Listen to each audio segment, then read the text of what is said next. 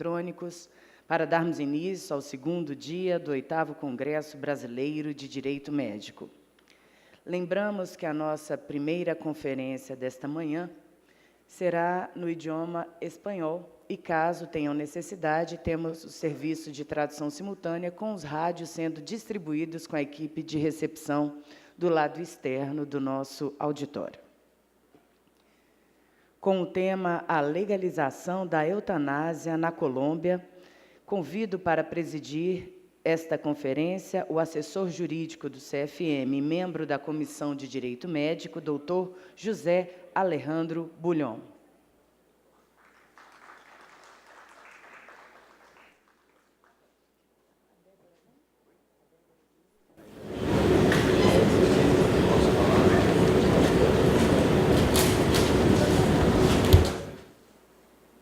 Com a condução dos trabalhos, doutor José Alejandro Bulhon.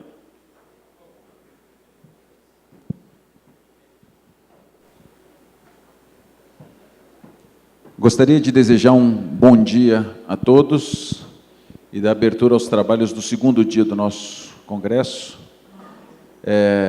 Mas, antes de continuarmos, gostaria de chamar aqui à frente, para que compõe a mesa na função de moderadora, a doutora Débora Diniz, da Universidade de Brasília. Doutora Débora, por gentileza, nos dê a honra de se juntar a nós para que nós possamos começar a nossa programação de hoje.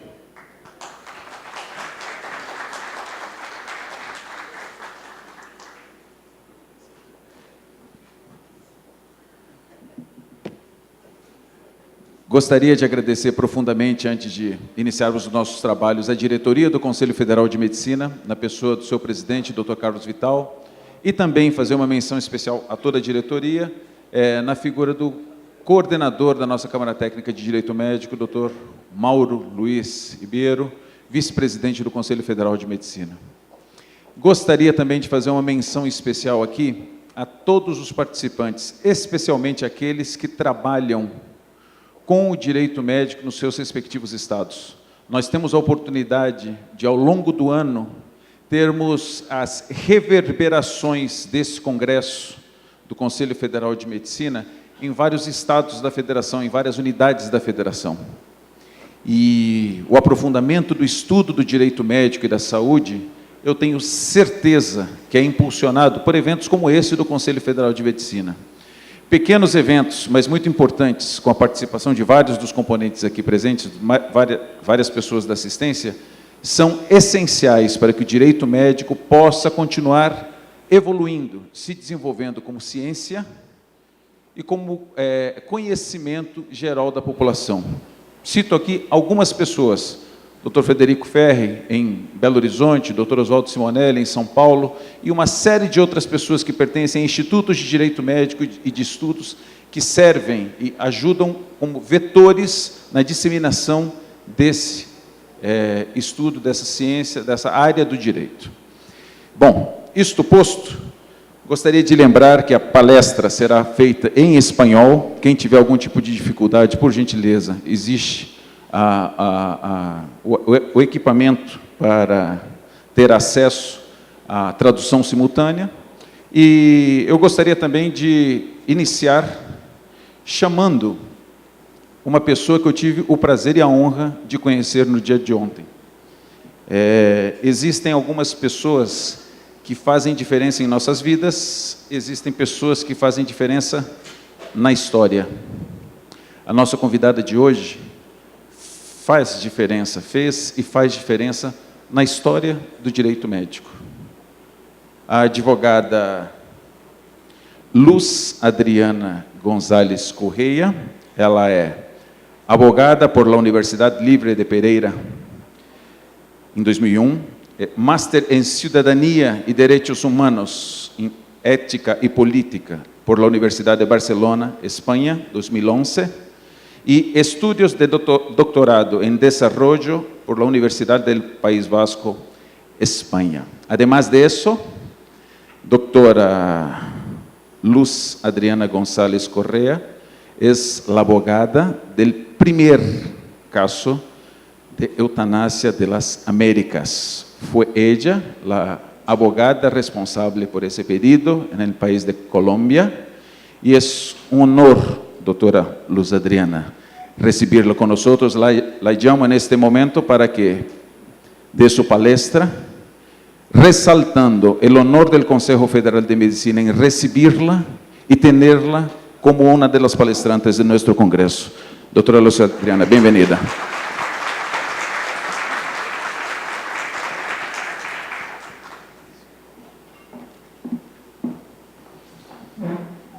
Então, nesse momento, dou a palavra à doutora Luz Adriana para que donde quiera, doutora, sentada, adelante, de pie, como se queda mejor.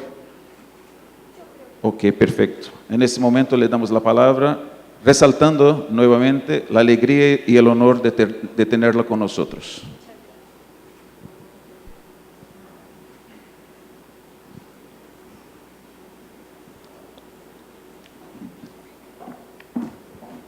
A doutora Luz Adriana falará durante 30 minutos e depois seguiremos as atividades normais através da moderação e dos debates.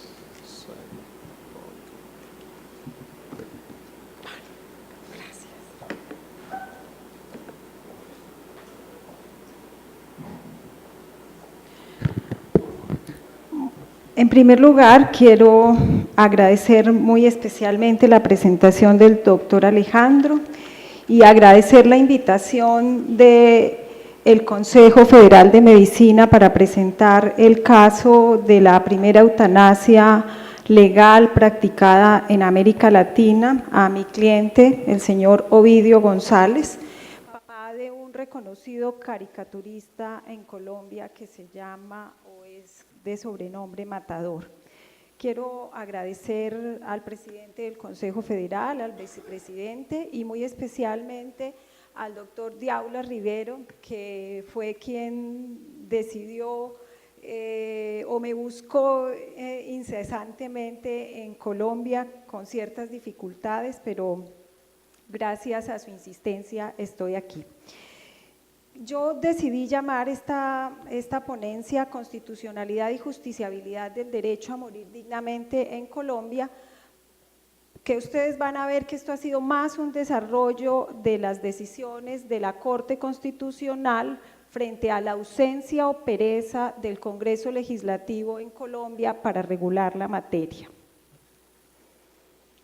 Una frase que me parece muy importante y que coloqué en la acción de amparo constitucional al juez de Nietzsche, que me parece que habla por sí sola. Valga la pena comenzar aclarando, en el marco constitucional de los derechos fundamentales en Colombia, se dio solo a partir de la Constitución Política de 1991, que introdujo la figura de la Corte Constitucional como el nuevo alto tribunal encargado de revisar la constitucionalidad de las leyes que pudieran vulnerar la Carta Magna.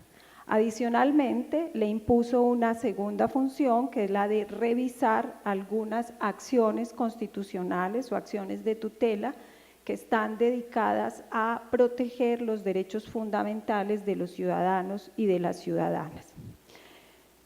Decisiones como la legalización del consumo de estupefacientes, el aborto legal, la equiparación de los derechos de las parejas del mismo sexo y la eutanasia han sido, entre otros, derechos fundamentales reconocidos exclusivamente a partir de la interpretación constitucional que ha hecho el alto tribunal durante o en medio de sus sentencias de inexequibilidad o de constitucionalidad. No son derechos que están consagrados inicialmente por el constituyente primario en la Constitución, sino que han sido a partir de la interpretación constitucional. En este marco constitucional, en el año 1997, se dio la sentencia de constitucionalidad 239 de despenalización de la eutanasia en Colombia. El Código Penal para esta época, en su artículo 326, definía la eutanasia o la penalización de la siguiente manera: El que matare a otro por piedad para poner fin a sus intensos sufrimientos provenientes de la lesión corporal o enfermedad grave o incurable, incurrirá en prisión de 6 meses a 3 años. Es decir, la penalización o la carga de la acción penal recaía exclusivamente sobre el médico que practicaba la eutanasia. En este sentido, la Corte, cuando se llevó a examen constitucional este artículo específico del Código Penal, estableció unos criterios muy interesantes para despenalizar el homicidio pietístico.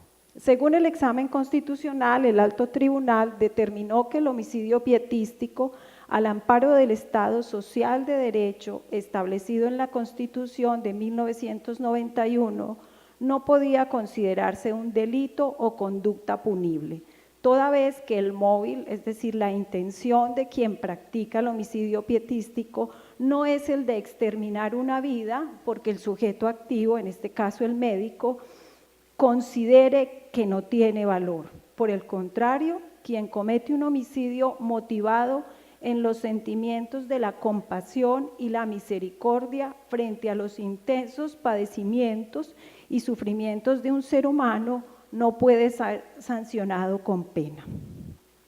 En dicho sentido, la Corte, en la sentencia C-239, estableció que para considerar la existencia de un homicidio eutanásico deben concurrir varios elementos.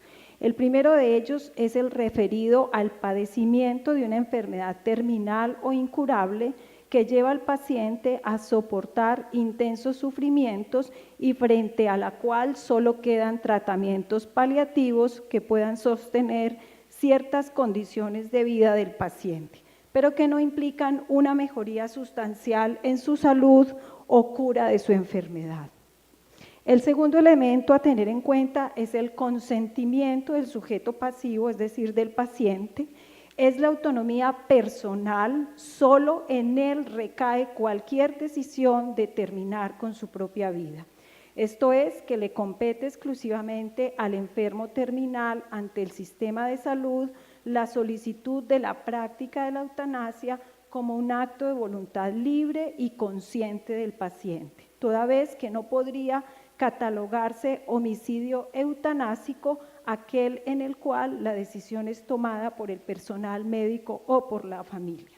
Debe entonces mediar la autonomía personal, que es el derecho fundamental que sustenta la práctica de la eutanasia y la argumentación de la Corte Constitucional.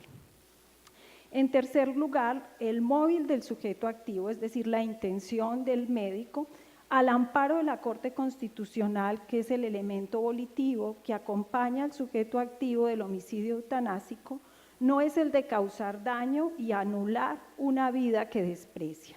Por el contrario, es un sentimiento de piedad y de compasión que lleva al médico a cometer un homicidio, toda vez que es justo un interés altruista porque es capaz de comprender y empatizar con el dolor del paciente, el motivo de la realización de su conducta. La Corte Constitucional es muy específica y quiero traer a colación literalmente algunos argumentos de la misma. La Constitución se inspira en la consideración de la persona como un sujeto moral capaz de asumir en forma responsable y autónoma las decisiones sobre asuntos que en primer término a él le incumben. De nadie puede el Estado demandar conductas heroicas, menos aún si el fundamento de ellas está adscrito a una creencia religiosa que bajo un sistema pluralista solo puede revestir el carácter de una opción, cierro comillas. Es claro para el alto tribunal que la dignidad humana o el respeto a la vida digna comporta la muerte digna, que la carga que corresponde a un Estado liberal o Estado de derecho y democrático de respetar y hacer respetar la vida como un derecho fundamental debe ceder frente al respeto de la autonomía personal del paciente que desea terminar con su vida debido a su enfermedad. Y finalmente, que en la apuesta de un Estado laico o desde una perspectiva pluralista, la vida no constituye un valor absoluto. E quanto à crença religiosa ou moral, ela não pode impor-se a nenhum cidadão.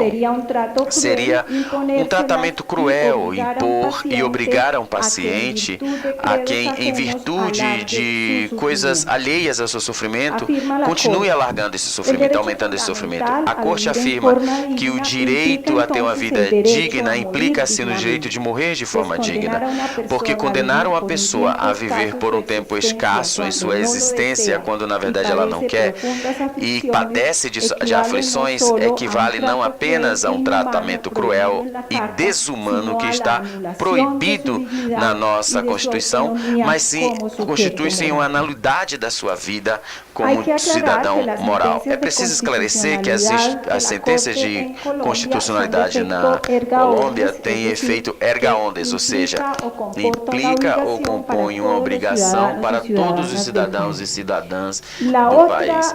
A outra instância que a Corte tem é que, através de revisão, ela revisa as ações de tutelas ou ações constitucionais que buscam proteger em um termo no máximo de 10 dias em uma decisão judicial e proteger direitos fundamentais. Esse tipo de decisão da Corte tem efeitos interpartes, ou seja, somente entre as partes que estão vinculadas dentro de uma ação constitucional por tutela.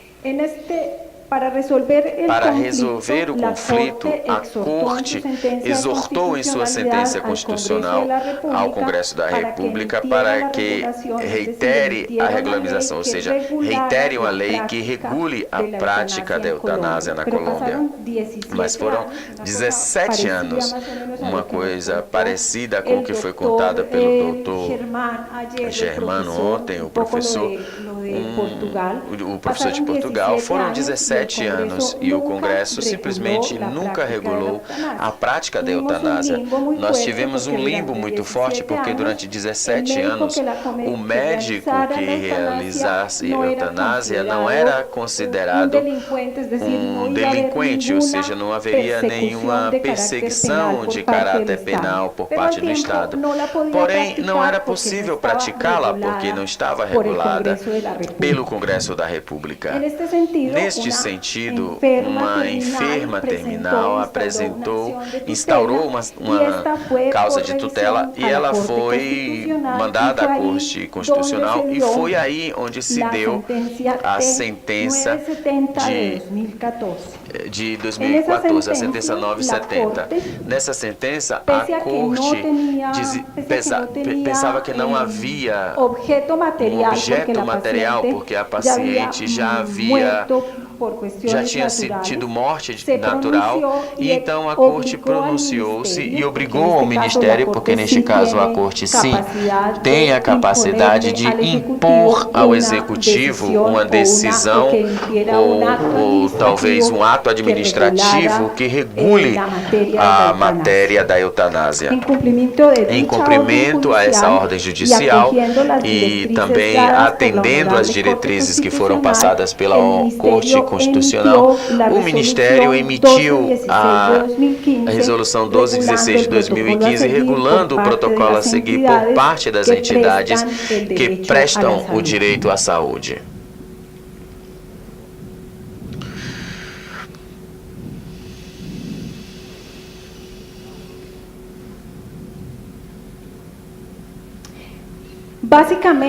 Basicamente, a Resolução 1216, em cumprimento à sentença 1970, estabelece os parâmetros para a prática da eutanásia e determinou os seguintes elementos. O primeiro se aproxima da definição de enfermidade terminal com prognóstico fatal. O segundo cria os comitês científicos interdisciplinares para o direito a morrer dignamente. O terceiro estabelece trâmites que devem ser seguidos pela entidade prestadora do direito à saúde. Estabelecer também um termo máximo para a prática desses procedimentos e, finalmente, determina a instrução da do término da consciência às unidades médicas. Eu quero deixar claro nesse ponto que na Colômbia, por questão jurisprudencial da Corte Constitucional, a questão da objeção de consciência é extremamente claro. Só se permite objetar aos médicos, ao pessoal médico, mas não se permite a objeção de consciência institucional, porque, claro, a objeção de consciência é um direito que surge da autonomia pessoal, tal qual surge o suicídio, ou talvez a eutanásia, ou o aborto ilegal, e é daí somente médicos e médicas e enfermeiros e enfermeiras podem ser objetores de consciência. E eu devo esclarecer também que na Colômbia não é permitido aos juízes da República fazer objeção à consciência, porque eles administram justiça em nome de um Estado laico. Então, independentemente de suas posições religiosas, eles não têm o direito a serem objetores da consciência. O trâmite da eutanásia na resolução ele é muito prático e sensível à pessoa que sofre de uma enfermidade terminal. Ela faz o pedido ao médico tratante, e o médico tratante deve reemiti-la à entidade de saúde. A entidade de saúde tem que fazer uma avaliação psiquiatra ou psicológica por meio de um psicólogo ou de um psiquiatra, que determina dois elementos fundamentais.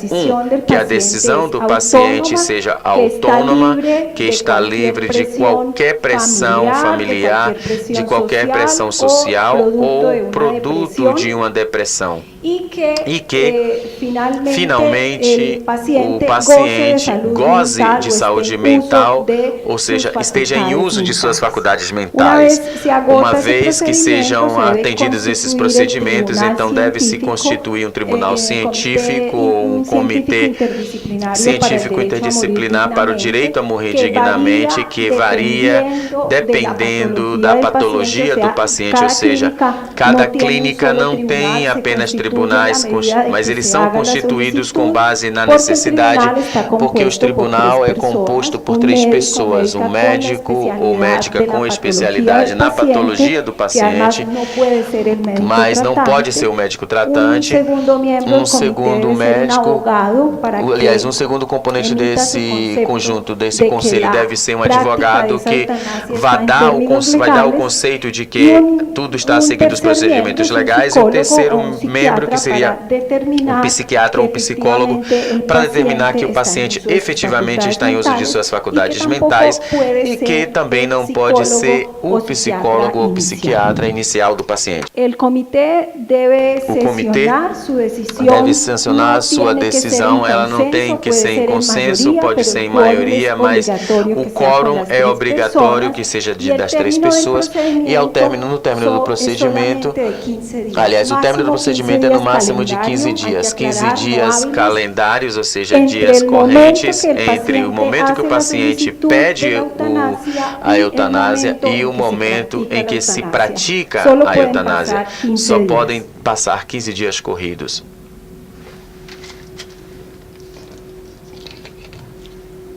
Posterior a esto, logo após isso, o Ministério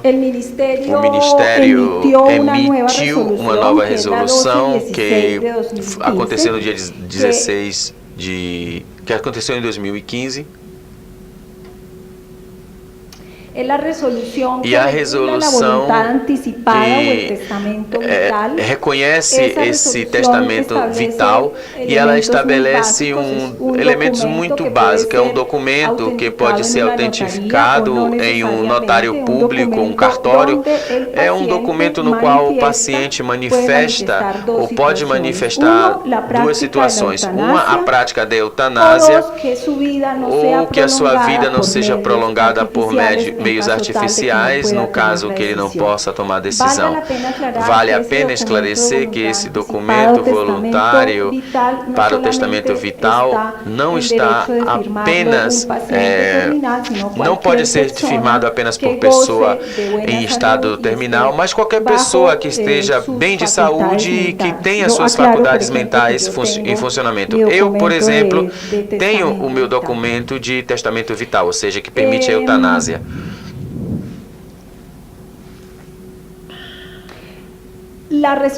A resolução 1216 de 2015 não havia regulado a eutanásia em crianças. E então, em virtude de uma outra sentença constitucional, no amparo constitucional, foi estabelecido na decisão T-544 de 2017, que é a aplicação da eutanásia para meninos e meninas e adolescentes. Praticamente foi a mesma situação da carência 970, ou seja, a criança já tinha morrido por causas naturais e a Corte emitiu uma sentença na qual voltavam mais uma vez a dar a ordem ao Ministério para que emitisse uma resolução que regulasse a eutanásia em menores de idade. Na Colômbia, a maioria da idade, a maioria de idade é obtida aos 18 anos, assim como no Brasil. Diz a Corte, a resolução 825, claramente que tem que ocorrer esses 4 elementos no caso de menor de idade para que essa decisão seja tomada, ou seja, capacidade de entendimento, capacidade de raciocínio, capacidade de juízo e capacidade de comunicar essa decisão. Quem estão excluídos do procedimento eutanásico? Crianças, meninos e meninas ou adolescentes, neste caso, recém-nascidos e neonatais, não podem receber eutanásia. É a primeira infância, que vai até os 6 anos de idade, meninos e meninas entre 6 e 12 anos, exceto aqueles que tenham um desenvolvimento neurocognitivo e psicossocial excepcional e que seu conceito de morte alcance o nível de uma criança, a compreensão de uma criança de 12 anos. Neste caso, o conselho de morte tem que ser irreversível para a criança em nível universal e inexorável. Não se pode também aplicar a meninos e meninas entre 6 e 12 anos com estados alterados de consciência ou com incapacidade intelectual ou com transtornos psiquiátricos que não têm capacidade de raciocinar. Esse procedimento pode ser aplicado exclusivamente para pré-adolescentes entre os 12 e os 18 anos que não apresentam estados alterados de consciência, discapacidade intelectual, transtornos psiquiátricos, diagnósticos que alterem a competência de entender, raciocinar e emitir um juízo reflexivo. Entre os meninos de 6 e 12 anos pode ser aplicada a eutanásia sempre e quando eles já têm o desenvolvimento cognitivo e psicológico excepcional que lhes permite tomar uma decisão livre, voluntária, informada e inequívoca, que o conceito de morte no menor seja entendido como irreversível, universal e inexorável. Eu, no lado pessoal, acredito que a resolução não atende à decisão da Corte Constitucional de tutela, nem tampouco os critérios fundamentais que em 1997 a Corte colocou para despenalizar a eutanásia. É claro, esse é um produto da minha reflexão sobre a sentença 825, que apresenta uma diferenciação em argumentos racionais diante da capacidade de sofrimento que meninos e meninas podem ter, assim como os adultos também, desconhece a capacidade jurídica e a tutela dos pais e submete a um trato cruel e discriminatório menores que sofrem de uma enfermidade incurável e que por isso não têm capacidade para decidir, que apresentem problemas psicológicos. Gostaria já de concluir, aliás, de começar a falar diante do que foi o processo do caso da primeira eutanásia legal e por que eu decidi adiantar uma coisa que em direito se chama de litígio de alto impacto, ou seja, imediatizar um pouco o caso. Lo acostumbrado es plantear una estrategia jurídica para alcançar o objetivo fazer uma estratégia jurídica que o paciente quer, no caso o cliente quer, no caso o paciente. Inicialmente, eu planejei uma estratégia que pela imediatez ou a imediatalidade do caso que o meu cliente queria na prática da eutanásia, contemplava numa última instância uma constituição de tutela, ou seja, eu não tinha a pretensão de expor publicamente a família, porque estava muito claro que era uma situação muito complexa. Inicialmente, o Comitê Científico Interdisciplinar autorizou a prática da eutanásia e essa seria dada no dia 26 de junho de 2015. No entanto, 10 minutos antes de entrar na UTI, a entidade cancelou a prática da eutanásia e isso quis dizer que eu teria que mudar a minha estratégia jurídica. A situação quis dizer compreender os termos pessoais médicos, enquanto que a eutanásia legal, que era a primeira, e o pleno conhecimento que me assistia de que era a primeira vez que se praticava na Colômbia e na América Latina, isso me fez procurar a questão do litígio de alto impacto, uma figura pouco conhecida e não utilizada na Colômbia.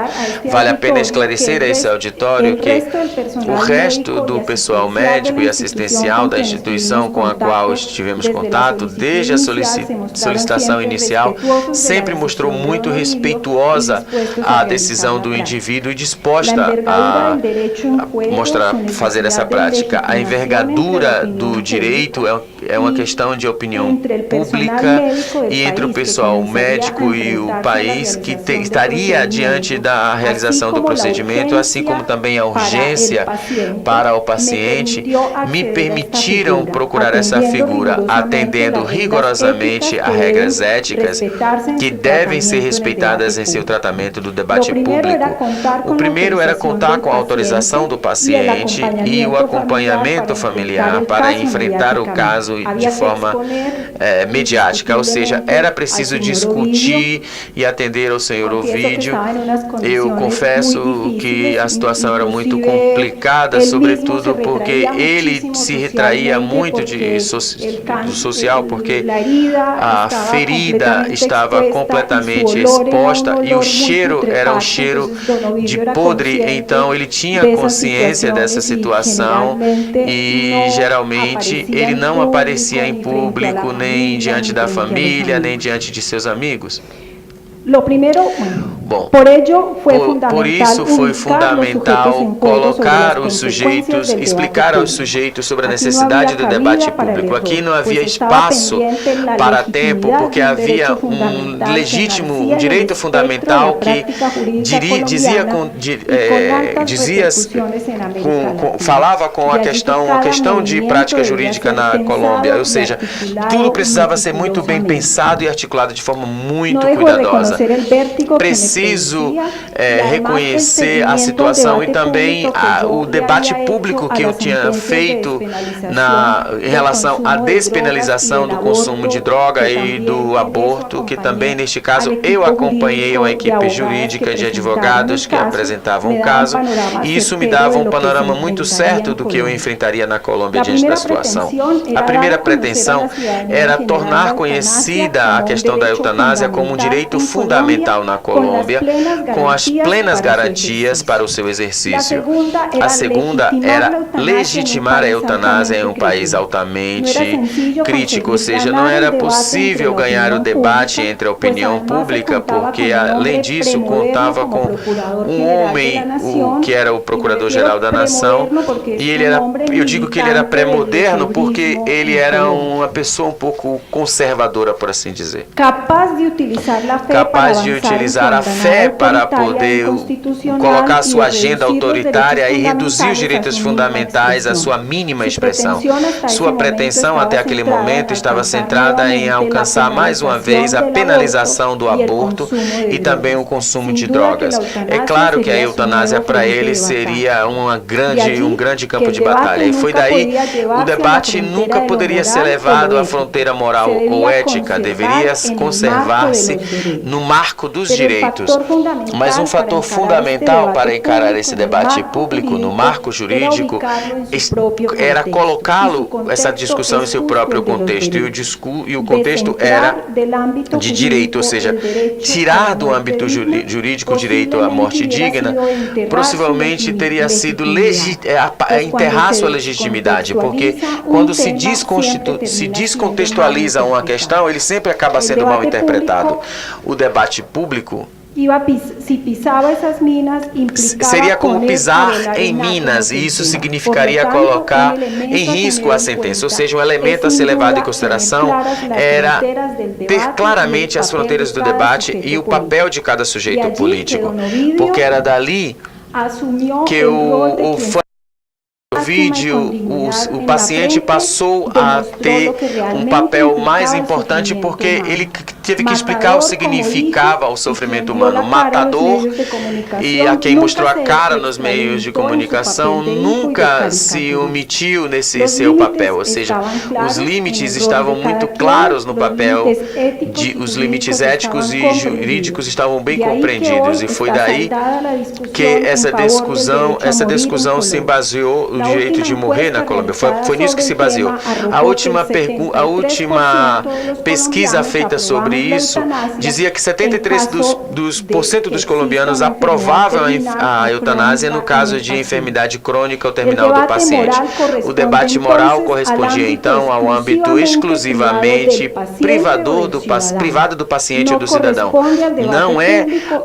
Não corresponde ao debate público, muito menos ao Estado, porque é um direito que vem de um fórum interno de cada pessoa, dessas condutas soberanas nas quais se reconhece a pessoa como um sujeito moral e, em consequência, responsável e autônomo. Não se pode tirar dele a capacidade de tomar decisões em assuntos que só dizem respeito a ele. Finalmente, o humor do matador, e é claro, do senhor Ovidio neste caso, como todos, teve um papel essencial na hora do debate público sobre a compreensão da decisão no âmbito familiar. O humor desacralizou o tema, fazendo com que ele se tornasse ainda mais pesado e tirando o peso, e permitiu às pessoas entenderem a morte como um direito que pode sim estar acompanhado da dignidade, que o sofrimento desnecessário poderia ser cortado nessa batalha que sempre vai levar ao fim, que é a morte, e que fundamentalmente as decisões autônomas que correspondem exclusivamente ao indivíduo, e quando muito estendem-se ao entorno familiar, não podem ser objetos de restrições normativas. O debate superou as objetividades religiosas, e devo esclarecer que foram constituídas através de um debate político que permitiu criar uma razão pública suficientemente bem sustentadas entre os cidadãos para abortar o debate sem os olhares constitucionais que queriam a parte da igreja e logo o procurador-geral da nação. Um grande êxito nessa estratégia midiática foi introduzir a questão da eutanásia em lugares, ou seja, trazer até a mesa das famílias e discutir essas fronteiras individuais que existem entre o íntimo e o pessoal, o ético e o religioso, a dor e a dignidade, o limite dos direitos. Esses debates familiares se deram em muitos lugares na Colômbia e permitiram ganhar os debates da institucionalidade pré-moderna da Colômbia. Algumas precisões sobre o caso do senhor Ovidio. Começo contando que pesa a identidade e pedidos entre o Ovidio e González Correa. Não existe nada entre um outro, ou seja, eu conheci o senhor Ovidio no começo do processo, quando manifestei à família o meu apoio no sentido jurídico. Conheci o dono Ovidio já dentro desse esse câncer metastásico, que era um câncer que ele já sofria desde quando tinha 5 anos. Ele tinha perdido a batalha durante todo esse tempo e já tinha sido vencido por ela, e então já tinha decidido acabar com esse sofrimento que tomava seu corpo e ele não tinha como vencer. Também ele não queria mais continuar com o curso natural dos acontecimentos, porque estava claro que a sua condição ia de mal a pior, que em pouco tempo a dependência de sua esposa e filhos, incluindo suas funções vitais ou necessidades fisiológicas, seria um caminho a seguir. Logo, para ele era imperativo uma morte digna, uma morte que correspondia com o direito à vida que foi o seu entrada no planeta. Um homem forte, apesar da sua pequena estatura, era um homem robusto e, quando era jovem, tinha um humor muito forte que fez com que o vivesse mesmo no leito de morte, e a família lembra desse senso de humor. Ele tinha uma filosofia anarquista e militante, porém sempre fez uso de sua liberdade. Foi casado durante 47 anos, teve 4 filhos e 3 netos que conheceu e com quem conviveu ao longo da vida. Ele era sapateiro e quebrado pela questão econômica na Colômbia. Era um homem que apoiava incondicionalmente seu esposo e pai, capaz de sobrepor-se às suas crenças religiosas, como no caso da sua esposa Alicia, e seus filhos, que por serem crentes, apesar do humor e da risada deles, sentiam a tristeza e ocultavam essa tristeza de ver o seu pai morrendo. Mas, sem dúvida, a família ficou unida diante dele e o apoiou de forma incondicional, compreendendo o seu desejo de morrer, mesmo antes de ser destruído completamente pela enfermidade, porque era a única coisa que lhe restava. Ou seja, ele dizia: eu não quero que essa enfermidade me destrua mais do que já destruiu. O pedido da eutanásia, esse foi o vídeo no qual eu conheci. Já no último respiro de vida, na batalha para ter a morte, há algo paradoxo nessa sociedade que se consagra no apetite religioso da morte, aliás, da vida, passando sobre reflexões sobre questões mais vitais e profundas de nossa existência. O pedido de eutanásia foi feito pelo vídeo que superou a minha orientação, ou seja, entreguei para ele uma petição escrita para que ele entregasse à sua entidade prestadora de serviço de saúde, que não são as mesmas entidades que diretamente atendem aos casos, e além disso, ele fez um pedido para o seu médico que tratava e mais um outro pedido ao oncologista que adiantasse o procedimento e mais um pedido para o médico que fez a cirurgia maxilofacial que reconstruiu parte do seu rosto. É claro, quando o paciente faz um pedido, ao invés de um pedido faz 4, ele mostra a sua necessidade de morrer, ou seja, é uma prova de que neste processo, esse é um processo que adiantava o primeiro direito a morrer, ou seja, esse desejo já estava demonstrado. A entidade prestadora de saúde, então, solicitou ao seu psiquiatra de plantão a avaliação do estado mental do paciente, que produziu um documento e reconheceu que ele estava ausente de qualquer estado depressivo que o levasse a pedir a eutanásia. Observou também que ele gozava de boa saúde mental e que, portanto, a decisão de Ovidio Gonçalves era livre, consciente e autônoma.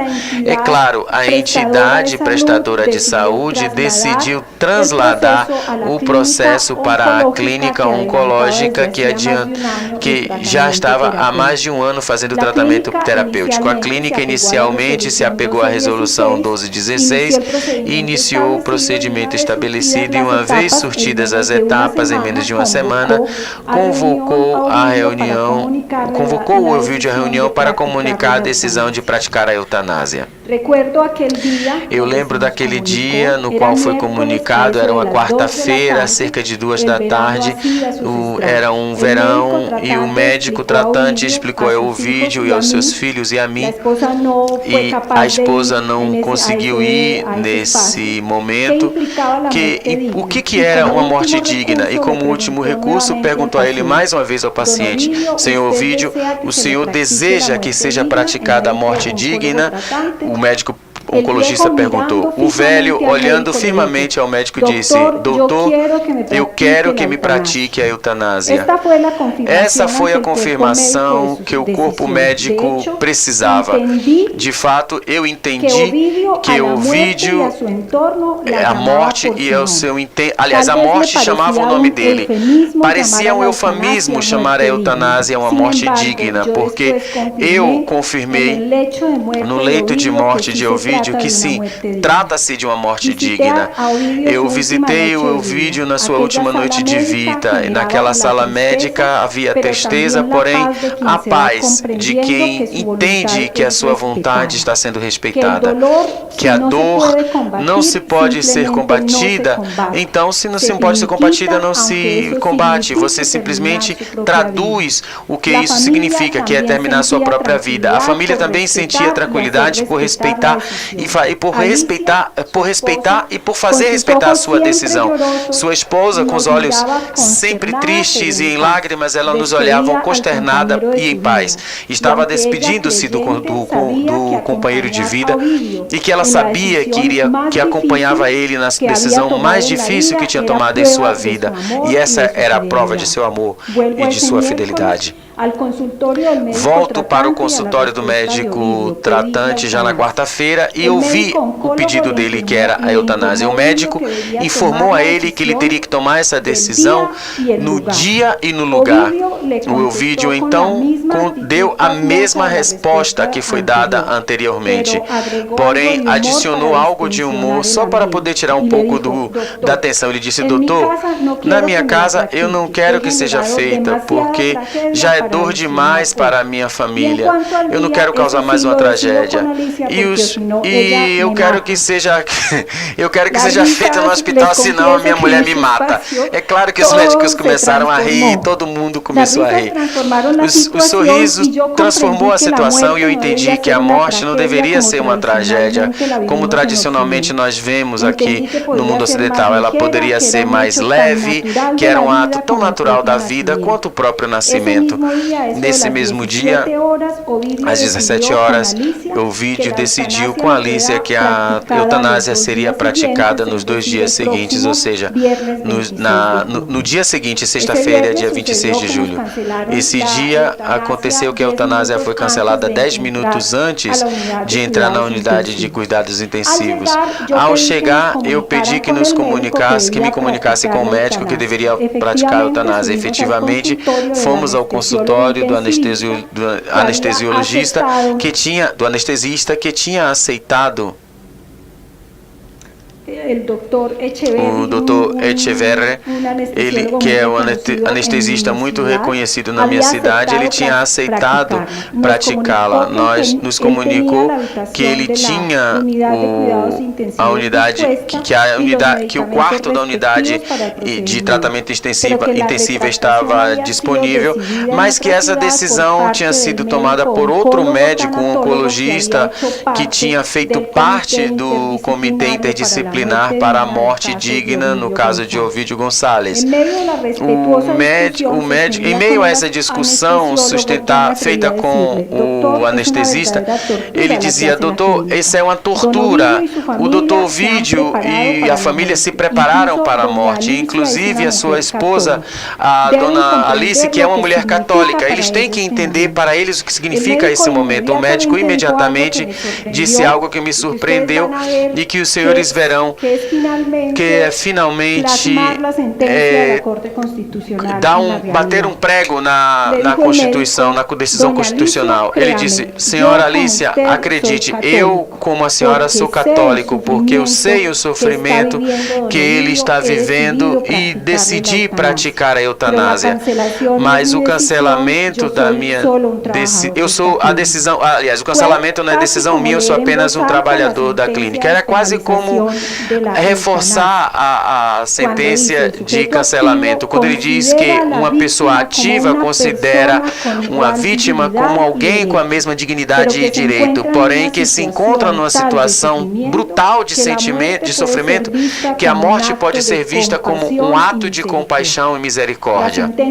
A sentença era simplesmente contra a realidade e ela corroborava com a sua validez, ou seja, uma pessoa não pode ser condenada por alguém por um ato de compaixão. Com essa decisão, eu me reuni com a família e propus então a estratégia de litígio de alto impacto.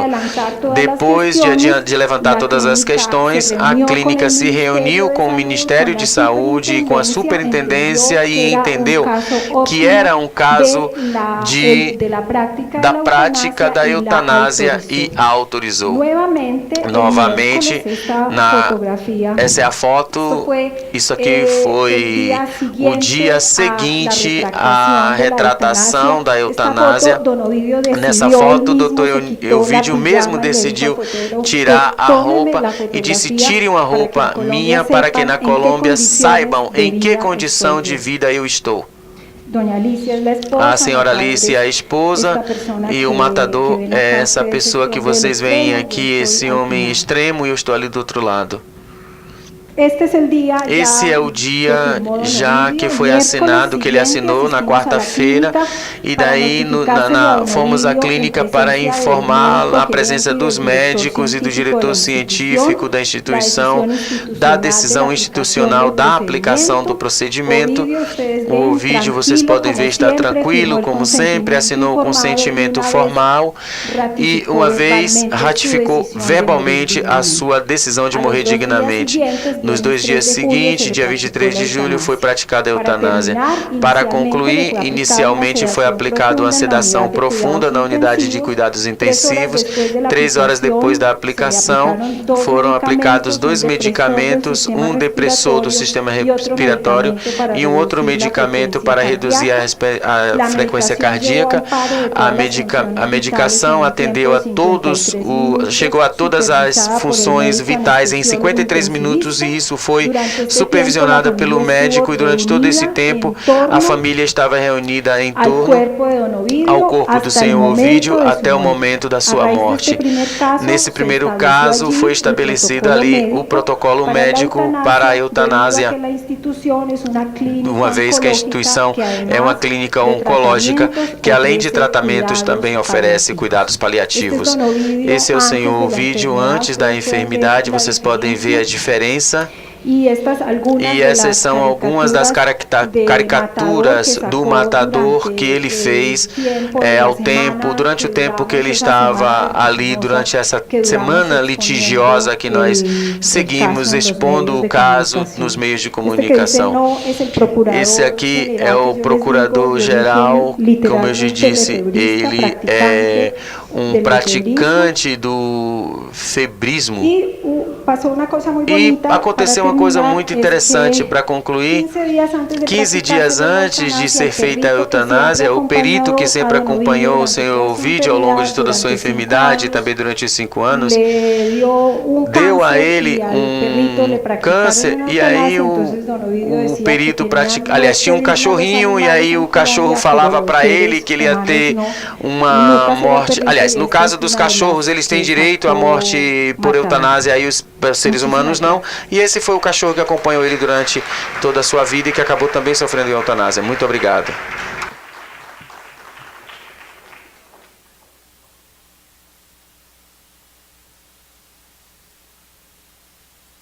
Oi?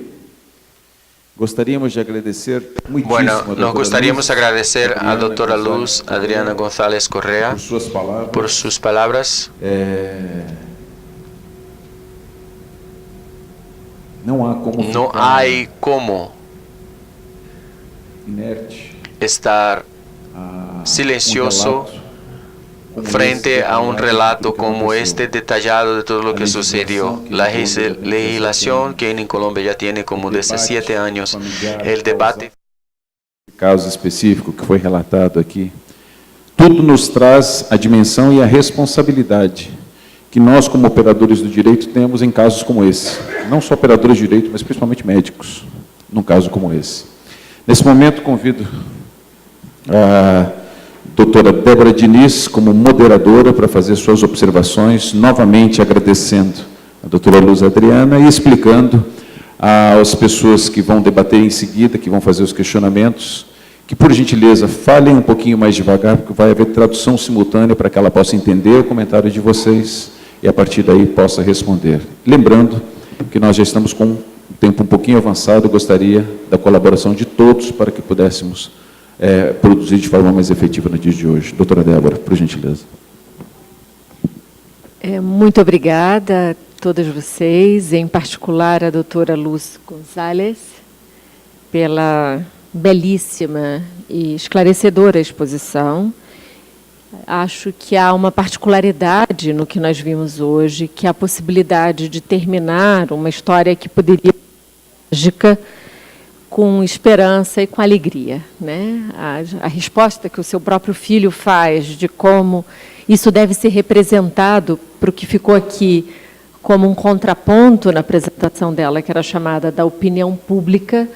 É possível ter humor, é possível ter alegria, é possível ter esperança. Doutora, eu tenho 4 comentários, que são perguntas para ouvi-la e muito rápidas, para que nós possamos ter oportunidade de ouvi-la um pouco mais. E eu vou seguir a ordem do que foi a sua apresentação. O primeiro é que a senhora não quieres querer que eu hable em espanhol? Sim, não há problema.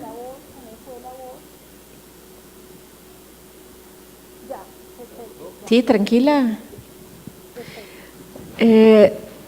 A primeira é que mudanças no que nós estamos chamando, nesse seminário, de direito médico, mudanças importantes, como as causais de aborto. O aborto era integralmente proibido na Colômbia até 2006.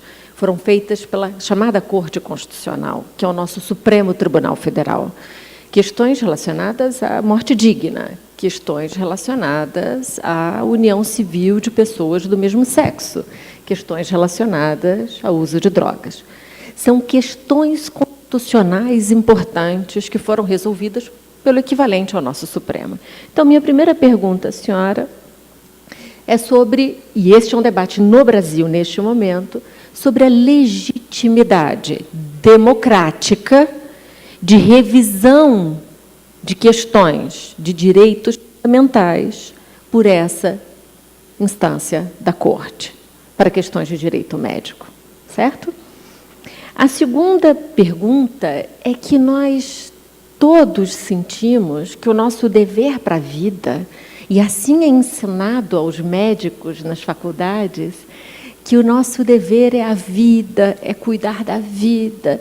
E aqui nós estaríamos aproximando de uma outra tarefa, e que, em um debate rápido, se diz: o dever dos médicos não é a morte, então nós não podemos conversar sobre isso, porque é a vida a nossa missão. A senhora, na sua apresentação, trouxe outros valores tão importantes quanto para o ofício de um médico, para o ofício de um cuidador. A senhora trouxe compaixão, laicidade, piedade, cuidado, respeito. Então, a minha pergunta para a senhora é: isso que chamamos de vida, que é quase que um apelo moral, porque falta algumas vezes conteúdo, ele não é um absoluto, e como fazer a ponderação com outros princípios tão importantes para a vida humana. A minha terceira pergunta, doutora, é que a senhora, ao final, fez uma menção de também uma questão constitucional nesse país, como é na Colômbia. A senhora disse: parem, isso é tortura. A senhora fez a menção à categoria tortura. Disse: parem, o que estão fazendo com ele é uma tortura. E a minha pergunta é: há momentos em que as nossas crenças pessoais, as burocracias, o nosso medo, o nosso pânico da opinião pública, que ela não rege matéria de vida privada, decisões individuais, nos transformam em torturadores. Nós não queremos cuidadores como torturadores. Então, eu estou segura que a senhora não fez uso dessa categoria como um substantivo, mas fez uso como uma categoria jurídica. E qual é essa fronteira entre parar de cuidar e ser um torturador no campo do direito médico?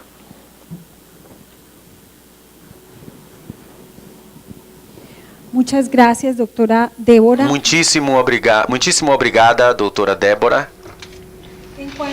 Bom, em relação à primeira pergunta, a Corte Constitucional tem um mandato da própria Constituição de interpretar as leis para o amparo da Constituição. A Constituição da Colômbia tem alguns elementos substanciais, como um Estado de Direito, logo é um Estado de corte liberal. Não é um Estado laico, a Colômbia deixou de ser um Estado confessional depois de 1991, mas sim, é um Estado que tem ponderada a dignidade humana como o norte dos seus baluartes, um dos seus estándares institucionais, seus padrões constitucionais.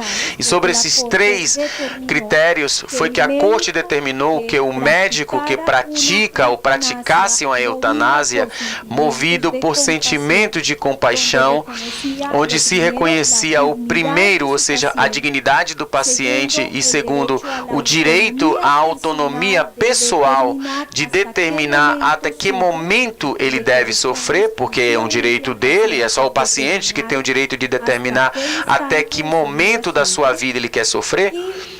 E, finalmente, o terceiro elemento, que é a autonomia pessoal, que é a dignidade, ou seja, a Corte Constitucional define com uma frase linda que eu devo mencionar, que é do meu mestre, um professor a quem eu adorei durante toda a minha vida, o Dr. Carlos Gaviria Dias, que também foi o médico, foi o advogado que criou essa ideia da despenalização do consumo de droga. Ele diz que o direito à vida digna implica em o direito de morrer dignamente. E vale a pena a declaração que o Conselho de Dignidade não é absoluto para todos os cidadãos, certo? E eu dou um exemplo quando eu falo de conceito de dignidade. Para um banqueiro como Abir Lalud, que é a pessoa mais rica da Colômbia, o direito de 150 ou de 200 metros quadrados. Para ele, tem que ser 4.000 ou 5.000 metros quadrados. Esse é o conceito de dignidade. Para uma pessoa, para um ajudante de pedreiro, o seu conceito de vida digna seria provavelmente 50, 70, 80 metros. Para ele, isso é dignidade. Então, existe uma variação quando se trata de direito de dignidade. Sobretudo, neste caso também, passamos por essas questões religiosas. Então, a legitimidade que a Corte tem na sua própria Constituição, que lhe outorga a obrigação, vale a redundância, o direito constitucional de interpretar a lei no amparo da Constituição. A segunda pergunta, que é o direito à vida, o cuidado ao qual estão obrigados os médicos está perfeitamente entendido. Porém, neste caso, é preciso ter bem claro que a teoria dos direitos humanos e os direitos fundamentais não existe nenhum direito absoluto. E a vida é um direito que, digamos, o elemento primogênito para reconhecer os outros direitos. Então, a vida também não é absoluta. E um exemplo disso é que o suicídio não pode ser penalizado. E em muitos estados de direito, como por exemplo nos Estados Unidos, a pena de morte, que põe o limite à vida, é completamente legal e constitucional. Isso mostra que a vida não é um direito absoluto. absoluto. E é nesse mesmo sentido que as sentenças das cortes determinam que, diante da eutanásia, o paciente tem a capacidade de decidir que, quando a sua vida está mediada por sofrimento, então a ele implica uma vida indigna, e eu confesso que o senhor Ovídio, ele tinha dificuldades de dignidade para viver. Ele, por exemplo, exalava um cheiro horrível. No dia que ele assinou o documento, haviam 3 casamentos, e quando o doutor Ovídio entrou, o cartório foi desocupado, porque o cheiro era simplesmente horrível. Eu visitava ele, e aquele cheiro de podre ficava na minha lembrança, e eu sentia que a roupa, tudo tinha cheiro de podre. Então, para ele, as condições eram muito difíceis, ou seja, ele acabou chegando e saindo de casa e morar sozinho, porque ele não queria impor aquele sofrimento também à sua família e tampouco aos seus amigos.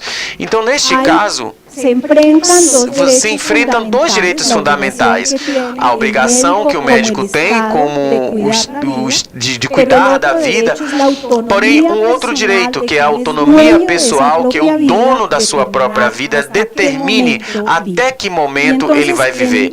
Então, nessa linha tênue, nesse atento de igualdade que a Corte faz, ela diz que o direito do paciente de morrer dignamente está superior ao direito da Corte, sempre que há uma decisão.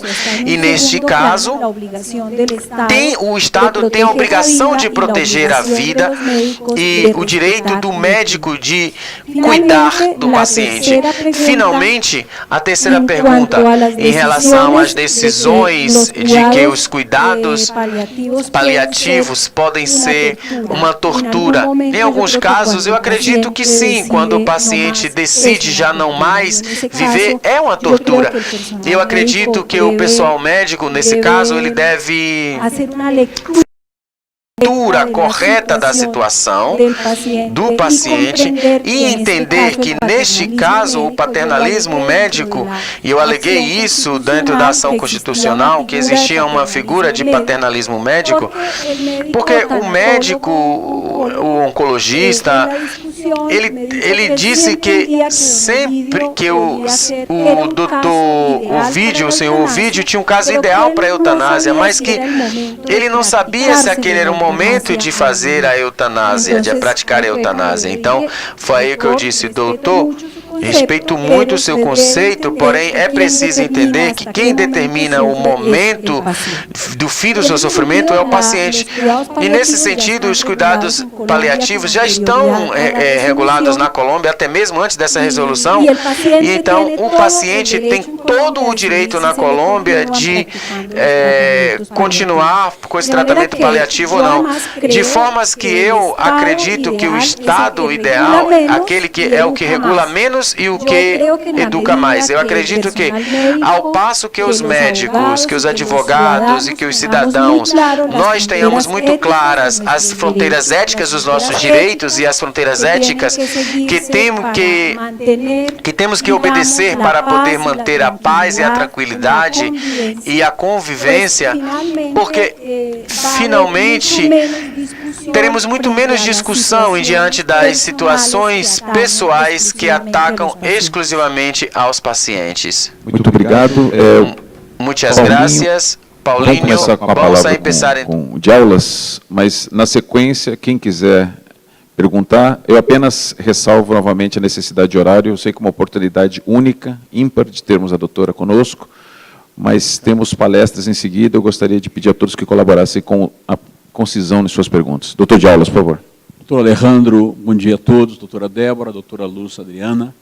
Eu não venho aqui para fazer perguntas e fiz questão de fazer esta fala daqui para que ninguém confunda a minha fala com o Conselho Federal de Medicina.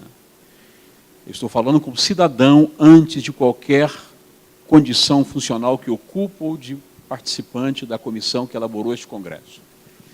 Quando nós procuramos a doutora Luz Adriana, nós passamos mais de um ano procurando contatos com ela. Nós fizemos todas as possíveis e impossíveis tentativas e nunca houve possibilidade de se contactar com ela. Até que, a uma certa altura, ela começa a receber e-mails meus e diz que achava que era hackers e que orientaram ela para não abrir e-mails do Brasil. Por quê? Por que tudo isso? A doutora Luz Adriana, apesar dessa aparência tão frágil, tão cuidadosa, tão delicada, é uma guerreira na Colômbia, e ameaçada de morte, vivem tentando matá-la todos os dias, e ela, portanto, tem medo de contatos, tem medo de se expor, e por esta razão é que demoramos mais de ano para conseguir contato com ela e para trazê-la nesta conferência de hoje. E o que é que faz com que algumas pessoas no mundo querem matá-la? A luta dela por direitos humanos. A luta dela por direitos que podem não nos agradar. Aborto, legalização de drogas, direito de morrer. São temas que poderão, na nossa intimidade, até obter a nossa censura contra eles. Mas isso não justifica matá-la. Não é assim que a humanidade vai crescer, e não chegamos ao século XXI para matar os nossos adversários de opiniões. Entretanto, nós não precisamos sair da Colômbia para encontrar alguém que é ameaçada de morte, que veio ao Brasil morrendo de medo de morrer, de ser atacada e etc. Porque do outro lado tem uma outra mulher que no presente momento está ameaçada de morte, está com escolta das autoridades públicas pela sua militância em favor dos direitos humanos. Podemos não concordar com a doutora Débora, podemos não concordar com o aborto, podemos não concordar com nada que ela defende, mas não justifica que se admita neste país que a resposta à luta de doutora Débora Diniz seja matá-la. Portanto, eu queria fazer este registro. Quase não vem. Ela foi madrinha da turma de direito, que se colou grau anteontem, e a Polícia Federal não autorizou que ela fosse, porque disse que não tem condições de dar segurança a ela no evento aberto, como estava na Universidade de Brasília. Quase não veio hoje aqui, ou seja, foi muito difícil conseguir trazê-la aqui hoje, que é nossa vizinha, mora do outro lado da rua. Está correndo o risco de ser assassinada por um movimento fundamentalista que deseja matá-la antes que o Supremo Tribunal Federal decida se aborto até a 12ª semana deve continuar criminalizado ou não deve continuar criminalizado. Então, a minha fala é de homenagem a duas mulheres que lutam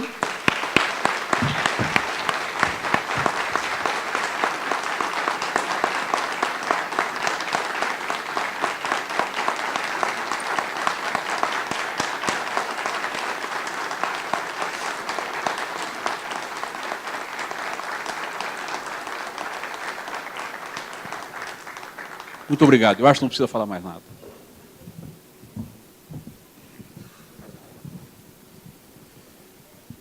Bom dia a todos. Jairo Martins Zapata, presidente do CRM do Instituto Federal. Doutora Luz, você foi uma luz que chegou na nossa querida Colômbia, que eu sou cidadão colombiano de nascimento, iluminou o sofrimento daqueles que buscam um alívio com a morte. Tema extremamente difícil, me sinto orgulhoso por ter você aqui nesse momento. Objetivamente, quero fazer uma pergunta bem rápida. Constitucionalmente, a legislação colombiana permite que um cidadão não colombiano vá lá, faça uma avaliação e peça a prática da eutanásia. É possível isso? Isso é contemplado constitucionalmente ou não? Parabéns, muito obrigado por estar aqui com a gente.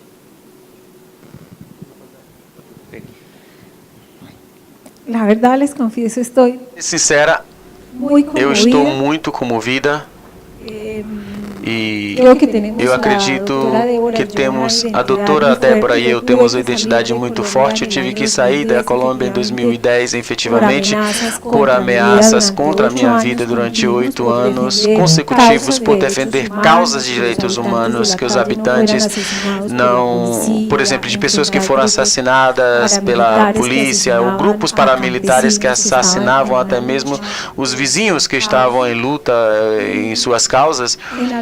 E em alguma exposição que eu fiz para um congresso de direito público, eu dizia que o universo havia confabulado para que o Dr. Ovidio e eu, porque eu compreendi que este processo juridicamente não poderia ser feito por qualquer advogado, teria que ter um compromisso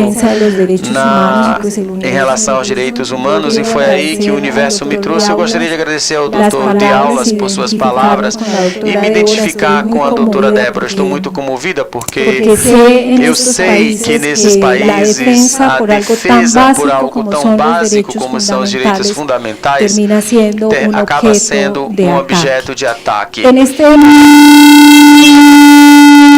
Jesus Christ.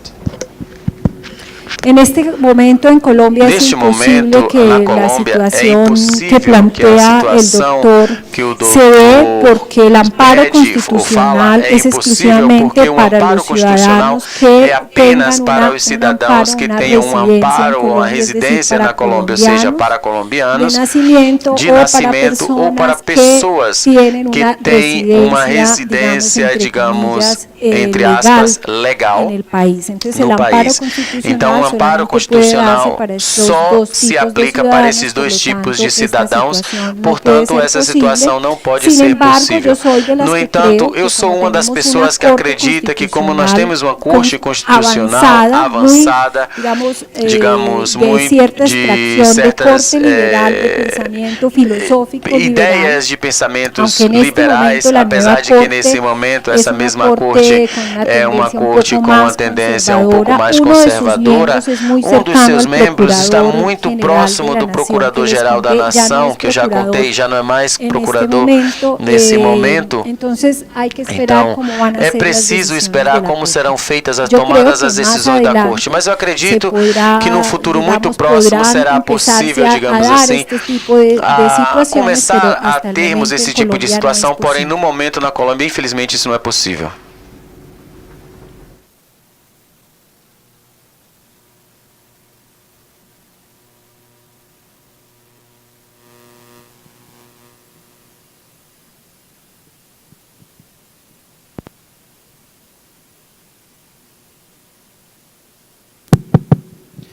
Doutora, se você quer, eu prefiro falar em espanhol.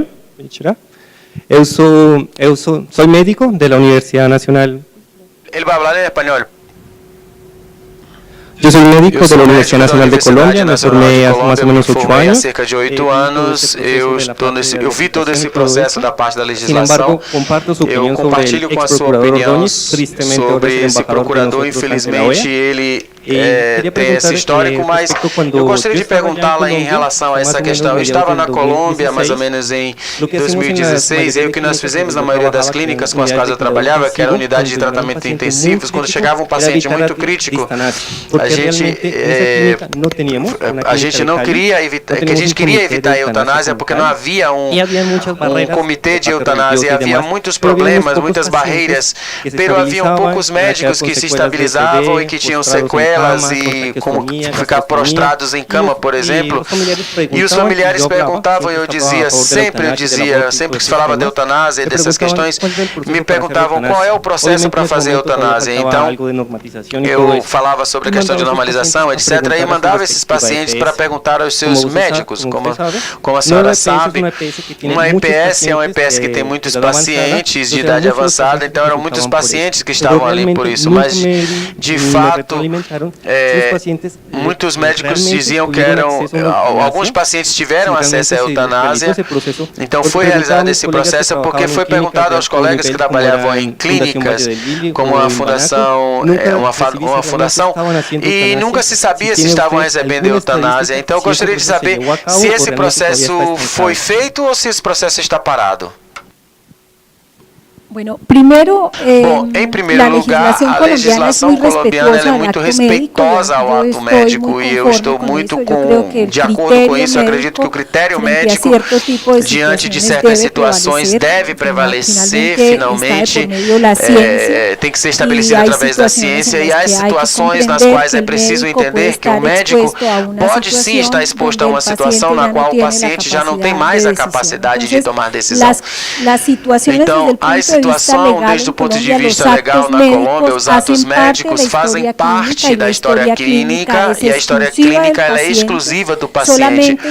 Só se pode expor em casos médicos ou quando há um processo judicial. Logo, a cópia do processo, por exemplo, da tutela da eutanásia, não pode ser copiado no expediente julgado, porque há uma história clínica que tem reservas na Colômbia, ou seja, não pode ser exposto. Então, diante disso, não há qualquer tipo de discussão do ponto de vista jurídico. Há um respeito absoluto à prática médica. Agora, em relação à segunda, sim, há barreiras institucionais. Eu, por exemplo, tive, por causa da questão do aborto, já tem 12 anos que já está despenalizado, eu tive que ter ações, fazer ações de amparo constitucional, porque existem muitas barreiras fortes, em alguns casos, por parte das instituições prestadoras de direito à saúde, que na Colômbia, vale a pena esclarecer, não se diz prestadores de direito à saúde, mas sim prestadores de serviços de saúde. O conceito neoliberal muda substancialmente. Existem algumas barreiras diante da eutanásia, e uma das mentiras, uma das falácias que foram ditas pelo procurador é que a partir da legalização todos os enfermos iam fazer a eutanásia, e isso não é verdade. O Ministério tem a obrigação de fazer uma estatística de cada caso de eutanásia. A clínica tem que enviar esse expediente ao Ministério, e em 3 anos foram praticadas menos de 30 eutanásias na Colômbia. Eu, pessoalmente, levei mais 3 casos, mas nenhum, obviamente, com intenção de mídia, apenas este, porque foi o primeiro caso e porque os senhores já conhecem, já havia ali uma necessidade importante de legitimar o direito. Então, tampouco foi um pedido constante por parte dos pacientes, e sim, eu tenho que reconhecer que nos outros 3 casos que eu trabalhei, foi porque haviam barreiras inconstitucionais para a prática da eutanásia. Alô? Eu agradeço novamente a doutora Luz Adriana Gonzalez Correa pela magnífica palestra e por trazer essa experiência da Colômbia para nós aqui no Brasil. Gostaria também de agradecer a doutora Débora Diniz, e antes de encerrar, eu gostaria de entregar à doutora Débora Diniz o certificado do Conselho Federal de Medicina como moderadora dessa conferência. Muito obrigado pela sua participação, parabéns por sua luta. E gostaria também de entregar o certificado à doutora Luz Adriana Gonzalez Correa, como conferencista do tema legalização da eutanásia na Colômbia, nesse 8º Congresso de Direito Médico, Brasileiro de Direito Médico, realizado pelo Conselho Federal de Medicina.